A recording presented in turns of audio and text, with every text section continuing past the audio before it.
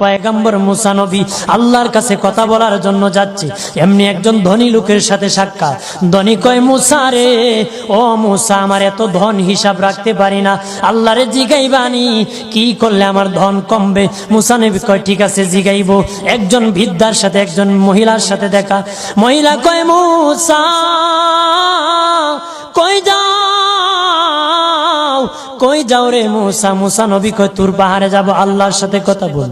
মুসা রে, আল্লাহরে জিগাইবানি, আমি গরিব মানুষ, আমি ভালো কিছু কিনতে পারি না, ছেলে মেয়েকে ভালো কিছু খাওয়াইতে পারি না, ভাঙ্গা ঘর, এত গরিব, ভালো করে ঘর বানাইতে পারি না, আল্লাহরে জিগাইবানি কি করলে আমার উন্নতি হবে, ধনী হব, টাকা পয়সা হবে, আল্লাহরে জিগাইবানি।